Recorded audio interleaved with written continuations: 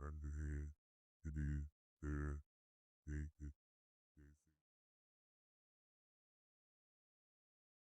dia, meus irmãos, a graça e a paz de Cristo.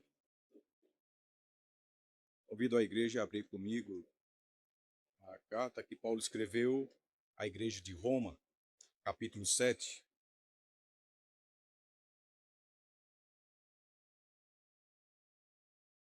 Vamos ler Romanos, capítulo 7, versos do 7 ao 14.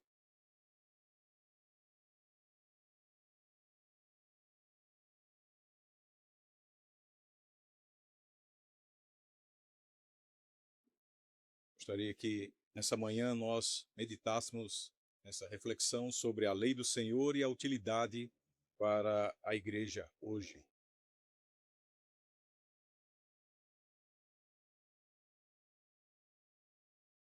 Diz assim a palavra do Senhor: Que diremos, pois? É a lei pecado? De modo nenhum. Mas eu não teria conhecido o pecado senão por intermédio da lei. Pois não teria eu conhecido a cobiça se a lei não dissera: não cobiçarás. Mas o pecado, tomando ocasião pelo mandamento, despertou em mim toda a sorte de concupiscências. Porque sem lei está morto o pecado.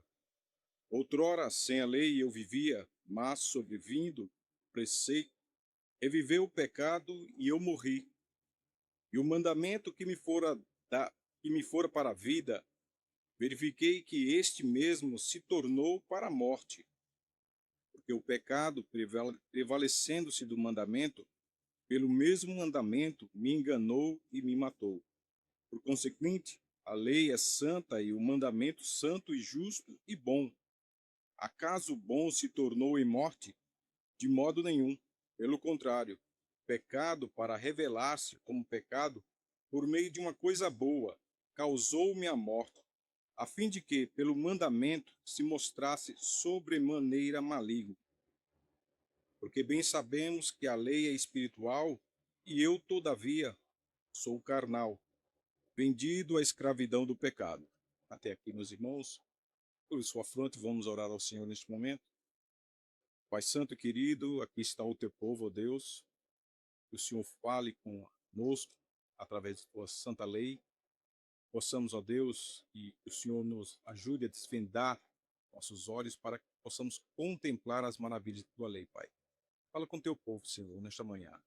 Assim nós te agradecemos em nome de Cristo Jesus. Amém. A igreja pode se sentar.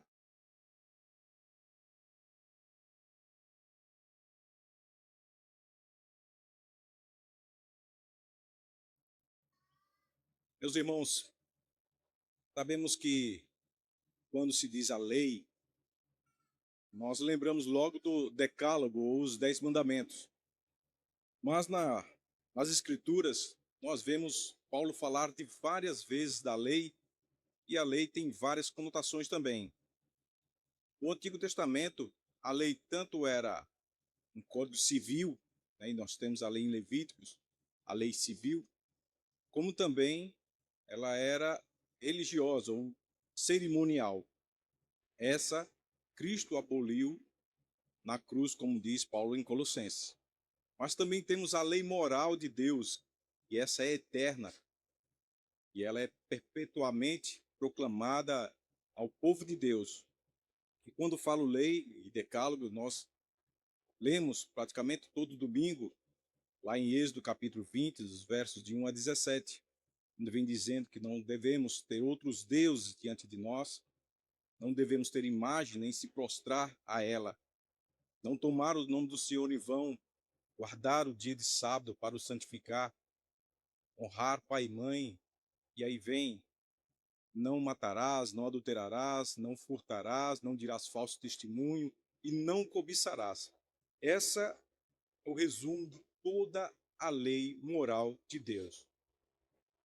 Meus irmãos, aqui nesse texto, o apóstolo Paulo, em sua carta aos irmãos de Roma, vem demonstrando que toda a nossa relação com Deus depende de fé.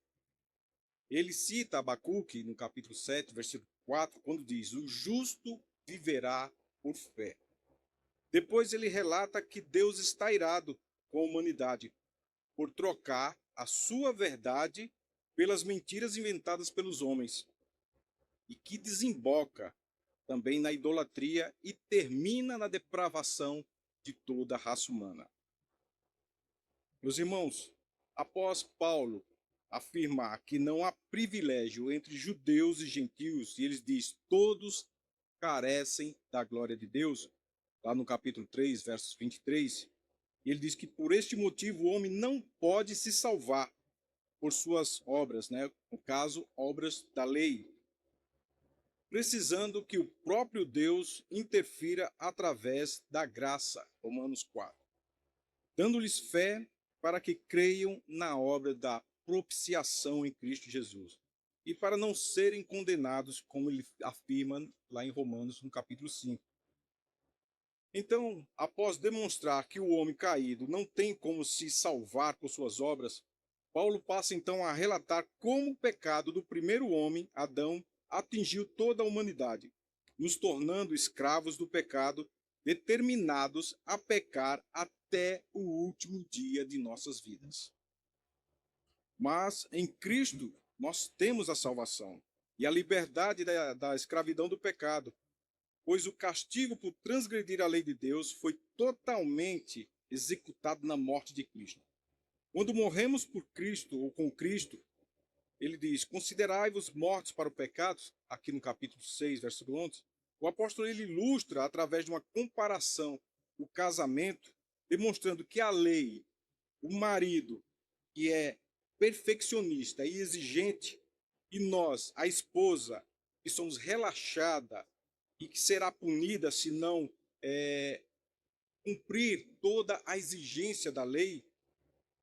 E aí ele mostra que nós estamos em um relacionamento onde só a morte pode nos separar. E como somos incapazes de cumprir as exigências da lei, que é o marido, Cristo leva a nossa punição morrendo, e agora nós estamos libertos pela morte de Cristo. E essa punição que Cristo recebeu por nós nos livra então da exigência do marido, que é a lei perfeccionista. E agora nós não estamos debaixo mais da condenação da lei, da exigência do perfeccionismo do marido. Mas Paulo não disse que nós não devemos também observar a lei. Nesse texto, o apóstolo Paulo ele escreve: qual a reação ou a função da lei de Deus para a humanidade e a relação do cristão com a lei? Paulo nos diz que a lei não é má, pelo contrário, é através da lei que o pecado se torna plenamente conhecido, mas que essa lei seria melhor compreendida se o pecado que estava nos escravizando não modificasse o seu sentido original. A lei, ele diz, é santa e espiritual. Deus a criou, sendo assim ele é um dom de Deus. A lei é um dom de Deus. E Tiago, em sua carta, vai dizer o seguinte: toda boa dádiva e todo dom perfeito são lá do alto, descendo do Pai das luzes, em que não pode existir variação ou sombra de mudanças. Tiago 1, verso 17. Meus irmãos, no século XVI, os reformadores resgataram a observância da lei, e os católicos romanos tinham deixado de lado, trocado por seus dogmas, aquela questão de que a pessoa era salva por se batizar, confessar ao padre, por fazer catecismo. Então, vários dogmas que a Igreja Católica impôs, trocando pela observância da lei de Deus. Os reformadores reconheceram muito claramente que a lei não tinha sido abolida no Novo Testamento. O Senhor Jesus mesmo disse: não penseis que vim revogar a lei ou os profetas. Não vim revogar a lei, vim para cumprir, porque em verdade vos digo que até que o céu e a terra passem, nenhum i ou tio jamais passará da lei, até que tudo se cumpra. Mateus capítulo 5, versos 17 e 18. Por esse motivo, meus irmãos, nós devemos combater, e como os reformadores também combateram, o antinomianismo. É uma doutrina que contra a validade da lei hoje. E os reformadores descreveram a lei para três usos apropriados naquele momento, ou para toda a sociedade. Primeiro motivo, ele dizia: o uso político da lei deve ser cumprida pelos magistrados. Eles defendiam que o uso nas cortes para a repreensão dos malfeitores e marginais da sociedade. O segundo ponto, eles diziam que o uso da lei era pedagógico. A lei serviria para demonstrar ao pecador o perigo que ele corre sem o perdão dos seus pecados, fazendo-os correr aos pés de Cristo. E o terceiro ponto seria o uso didático da lei.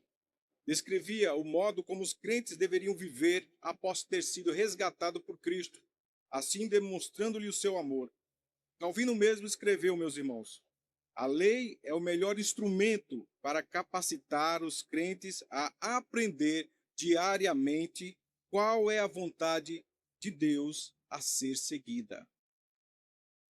Mas, infelizmente, meus irmãos, o analfabetismo bíblico dos nossos dias faz com que os evangélicos sejam completamente ignorantes quanto à santa lei de Deus, deixando muitos de os observar por fazerem uma separação entre lei e graça.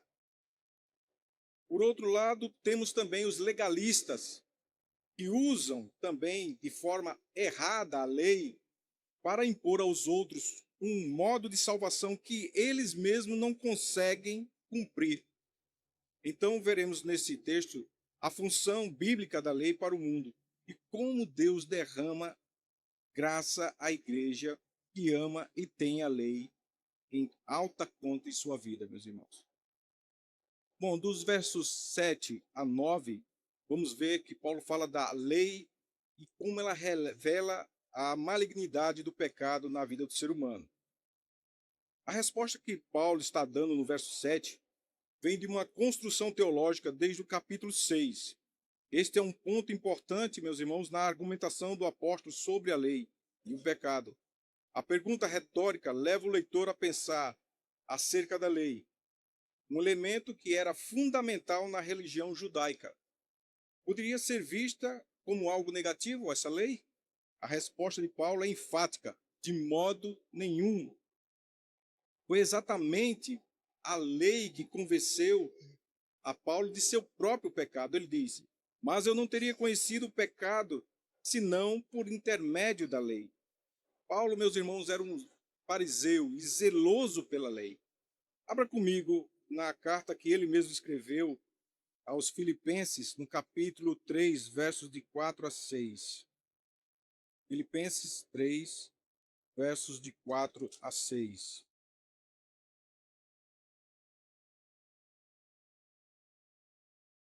Paulo diz o seguinte: bem que eu poderia confiar também na carne, quer dizer, seguindo a lei. Seja qualquer outro pensa que pode confiar na carne, eu ainda mais. Circuncidado ao 8º dia, da linhagem de Israel, da tribo de Benjamim, hebreus, quer dizer, ele era puro. Quanto à lei, fariseu; quanto ao zelo, perseguidor da igreja; quanto à justiça que há na lei, irrepreensível. Paulo dizia: quem pode me acusar da quebra de um desses mandamentos? Quem pode acusar a este fariseu zeloso que ele não seguia a lei corretamente? Meus irmãos, por incrível que pareça, os judeus tinham uma concepção errada da lei. O Senhor Jesus demonstrou em ilustrações que a lei é essencialmente espiritual e que ela aponta para o mais íntimo dos nossos atos. Abra comigo lá em Mateus capítulo 5, versos 21 a 28. Mateus capítulo 5, versos 21 a 28. O Senhor Jesus está aqui demonstrando aos fariseus e aos guardiões da lei daquele tempo como eles seguiam a lei de modo errado.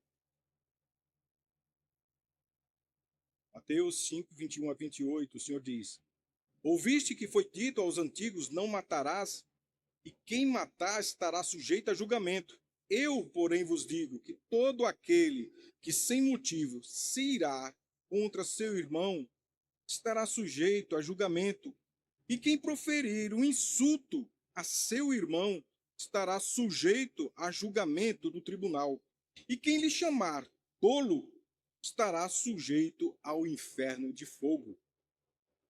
Se, pois, ao trazeres ao altar a tua oferta, ali te lembrares que teu irmão tem alguma coisa contra ti, deixa perante o altar a sua oferta, vai primeiro reconciliar-te com teu irmão, e então, voltando, faze a tua oferta. Entra em acordo sem demora com teu adversário, enquanto estás com ele a caminho, para que o adversário não te entregue ao juiz, o juiz ao oficial de justiça, e sejas recolhido à prisão. Em verdade te digo que não sairás dali, então, enquanto não pagares o último centavo. Ouvistes o que foi dito também: não adulterarás. Eu, porém, vos digo: qualquer que olhar para uma mulher com intenção impura no coração, já adulterou com ela.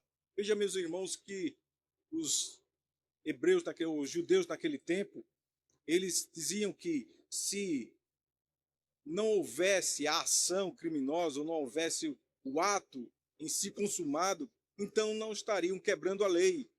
O próprio Jesus diz aqui: se eu irar contra meu irmão, eu já sou réu, confesso, da morte dele. Se eu olhar para uma mulher com desejo, eu já adulterei em meu coração com essa mulher. Então veja que não era simplesmente fazer o ato, mas interiorizar esses desejos. A lei, meus irmãos, não somente levou a Paulo a ver que a cobiça era pecado, como também o fez enxergar o terrível poder do pecado em sua vida. Ele diz: o pecado despertou em mim toda sorte de concupiscências, quer dizer, desejos. Primeiro, meus irmãos, o pecado vem como um desejo em nossos corações. E Paulo, ele então vê que a cobiça, ela engloba todos os outros pecados. Porque primeiro você cobiça, para depois você agir.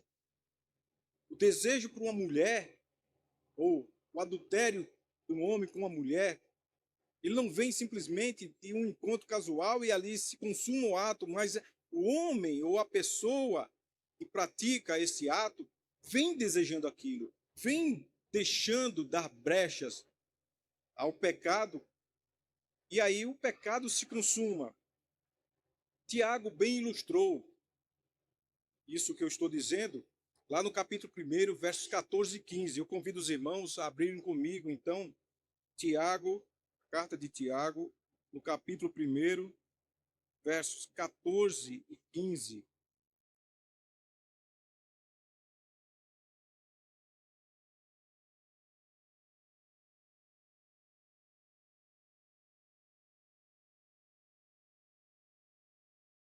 Tiago diz: ao contrário, cada um é tentado pela sua própria cobiça, quando esta o atrai e seduz.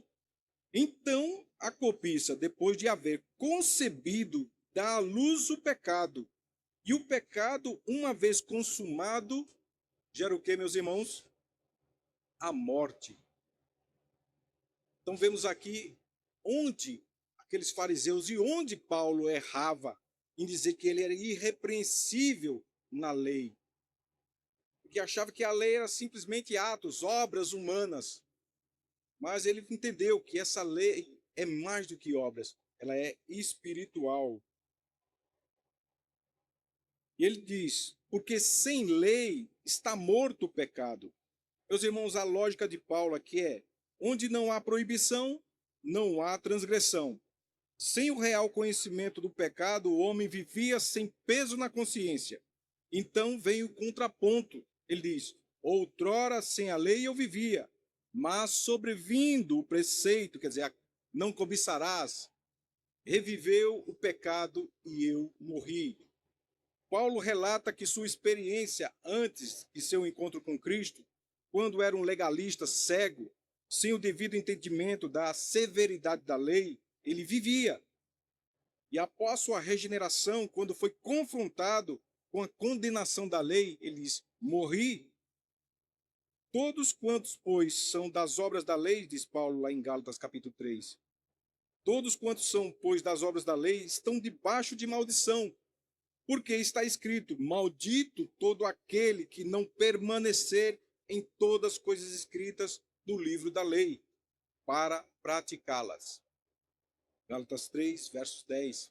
Então Paulo está dizendo, se você não consegue cumprir a lei, você se torna um maldito. Tiago ainda afirma, se você quebrar um ponto ou cair num ponto da lei, você é culpado por toda ela. Então, como poderia salvar? Como esse fariseu zeloso da lei poderia se salvar? Meus irmãos, devemos entender que o propósito da lei não é matar, mas dar vida, pois revela o que de pior há em nós. Através da lei, meus irmãos, é que o Espírito Santo nos convence de que por nossa incredulidade provocamos a ira de um Deus santo e justo ao transgredir sua lei. O segundo ponto, meus irmãos, no versos 10 a 12, Paulo fala sobre a lei que condena o pecador. O propósito da lei, antes da queda do homem no Éden, seria para dirigir, orientar sua vida no caminho da justiça, resguardar e promover a vida. Ele diz, e o mandamento que me fora dada para a vida se me tornou para a morte. Do mesmo modo como a serpente no Éden seduziu e enganou Eva, o pecado então utiliza a lei para nos matar. Meus irmãos, o teólogo escocês William Barclay relata 3 aspectos do engano do pecado. Primeiro engano, ele promete satisfação e liberdade, mas causa escravidão e morte. Paulo fala em Romanos 6, 23. Pois o salário do pecado é a morte. Segundo, ele nos engana ao colocar em nossas mentes que nunca seremos descobertos. O Senhor Jesus, ele nos diz, nada há oculto que não haja de manifestar-se, nem escondido que não venha a ser conhecido e revelado. Lucas 8, 17. E terceiro, nos engana afirmando que não seremos punidos, na esperança de nossas transgressões serem esquecidas. Apocalipse 20, 13 diz, deu o mar os seus mortos que neles estavam. A morte e o além entregaram os mortos que neles haviam, e foram julgados um por um, segundo as suas obras. Paulo vai dizer, meus irmãos, o pecado prevalecendo-se do mandamento nos matou. Paulo relata que o pecado só precisava de uma pequena e estreita passagem para nos atacar, uma pequena oportunidade para nos atrair, e utiliza os nãos da lei para atiçar os nossos desejos. E ele diz então, o pecado me enganou e me matou. Para Lutero, meus irmãos, a lei é a vontade de Deus. Mas quando essa lei é confrontada com a realidade humana, ela se torna uma palavra de condenação e suscita a ira de Deus. Em si mesmo, Paulo vai dizer, a lei é boa e agradável. Todavia, depois da queda, a humanidade ficou incapaz de satisfazer a vontade de Deus. E assim a lei se tornou para nós uma palavra de julgamento e ira. Lutero diz, assim a lei revela um duplo mal, um interno e outro externo. O primeiro, nós causamos a nós mesmos, é o pecado e a corrupção da natureza. O segundo, a punição de Deus. É a ira, é a morte e a maldição. Como consequência da transgressão de seus mandamentos.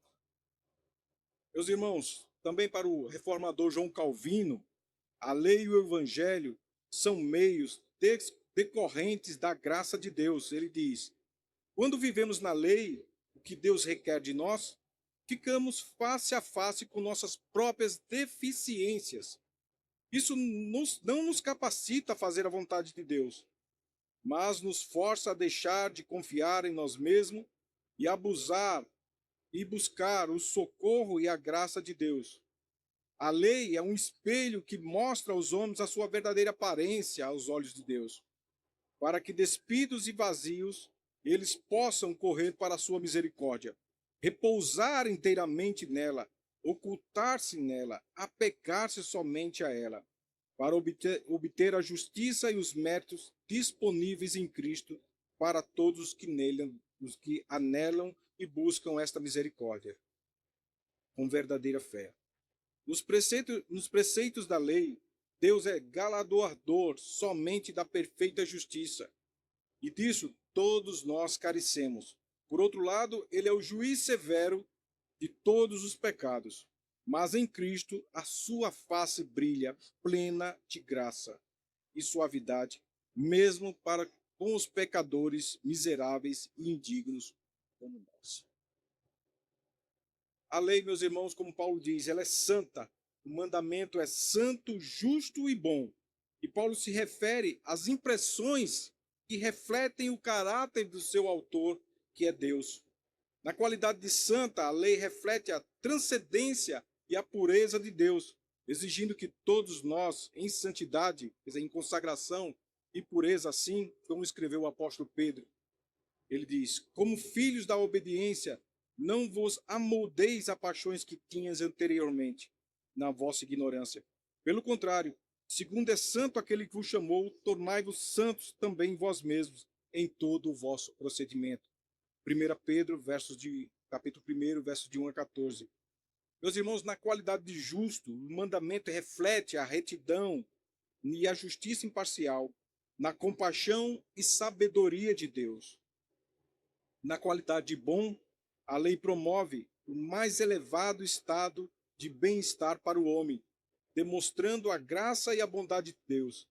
Assim diz o salmista, no Salmo 119, versos de 1 a 2. Bem-aventurados os irrepreensíveis no seu caminho, que andam na lei do Senhor. Bem-aventurados que guardam as suas prescrições e o buscam de todo o coração.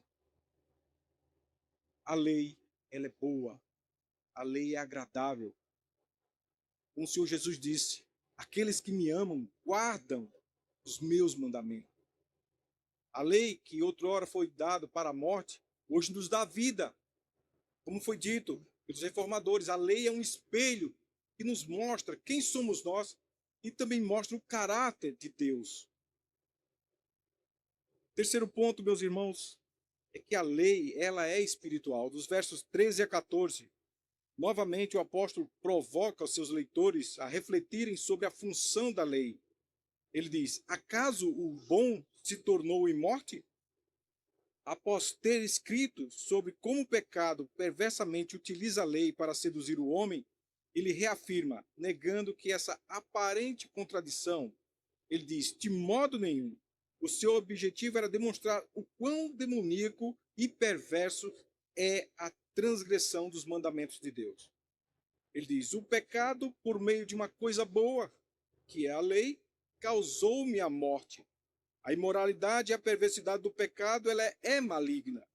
Não apenas por usar aquilo que é bom, a lei, transformando em um instrumento de morte, mas por destratar aquele que a decretou, aquele que fez os mandamentos, que é Deus.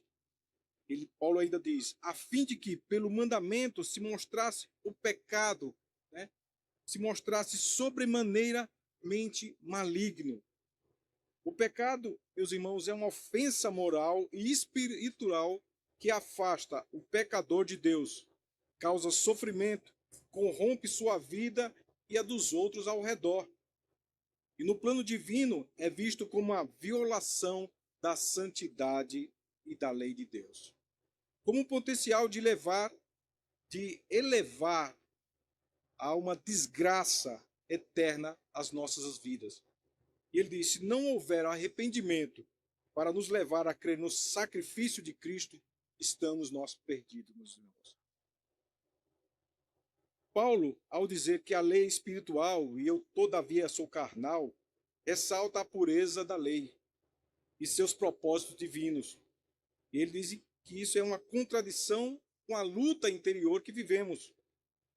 Ele escreve aos irmãos de Gálatas, afirmando que a carne milita contra o espírito e o espírito contra a carne, porque são opostos entre si, para que não façais o que porventura seja do vosso querer. Mas, se sois guiados pelo Espírito, não estáis sob a lei ou a condenação. Gálatas 5, 17 a 18. Meus irmãos, a luta descrita aqui não é só de Paulo, mas de todos os cristãos, que buscam viver de acordo e em santidade com a lei de Deus ou com a vontade de Deus. Devemos entender, meus irmãos, que um dia todos nós compareceremos diante de Deus, diante do tribunal de Deus, uns para ser julgados, outros para ser galardoados. Então, o que é que vai definir ou decidir quem vai ser premiado ou quem vai ser condenado? É a própria lei de Deus. E é eterna. Ou como o Senhor Jesus mesmo disse, ela não passará, é eternamente. Não quero dizer com isso, meus irmãos, que a lei ela nos foi dada para a salvação. Certo? A lei não foi dada para a salvação. Mas a lei nos foi, como já disse aqui, para nos mostrar o pecado, a realidade do pecado, a malignidade do pecado e a santidade de Deus.